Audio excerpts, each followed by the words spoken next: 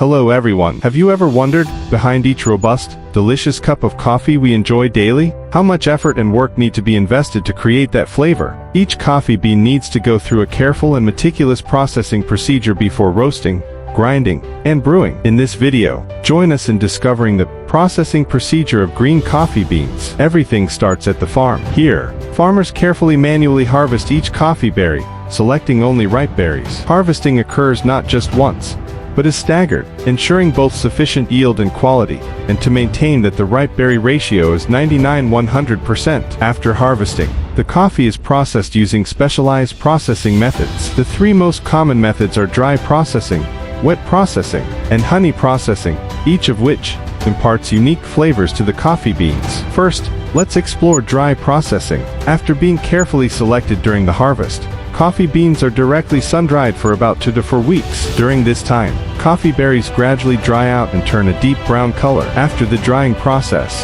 the coffee continues to be processed by advanced machines to remove the pulp, resulting in a high-purity dry processed coffee bean. Notably, beans processed by this method, which involves sun-drying whole berries, retain the berry's unique natural flavor, giving coffee drinkers a unique, enveloping taste experience. Second, let's talk about wet processing. Wet processing is a costly, technically demanding method requiring modern machinery for support. This method is often chosen for high-quality coffee varieties like Arabica to produce distinctive flavors.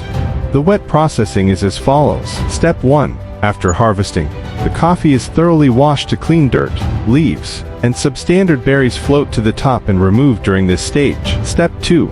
Pulp removal. Coffee beans are inserted into a machine to remove the berry skin. The machine squeezes the ripe berries and filters the green, substandard ones. The pulp is then treated to become fertilizer for crops. Step 3.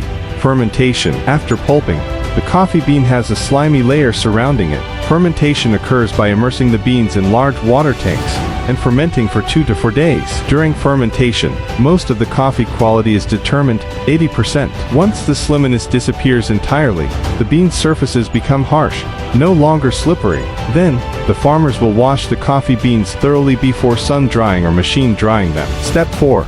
Sun-drying. The drying stage is crucial to reducing coffee beans' humidity from above 90% to approximately 10–12%. Ensuring favorable conditions for the subsequent roasting process. Depending on the prevailing weather, the coffee beans can be sun-dried in greenhouses, or machine-dried. Third, the honey or semi-wet, honey processing. The name coffee probably leads us to a type of coffee marinated with honey. However, in reality, this processing method has no substantial connection to honey at all. After the coffee beans are harvested, washed, and pulped, they are laid out to dry, instead of fermenting as in wet processing. One unique aspect of this processing method is that the mucilage layer on coffee beans remains and goes through the drying process with the coffee.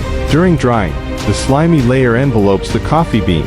Seeping into the bean makes the dried beans appear from pale yellow to reddish brown, and imparts a sweet flavor, similar to honey. And from its honey-like sweetness, the name, honey, is used to describe the slimy layer surrounding the coffee bean. If you are looking for a supplier of green coffee beans, Monaco Coffee is a quality option. At present, Monaco Coffee can fully satisfy diverse coffee demands from domestic partners to requirements from the international market. With significant production capability and a flexible supply chain, contact us today via hotline +80 for 905 426 656 for advice.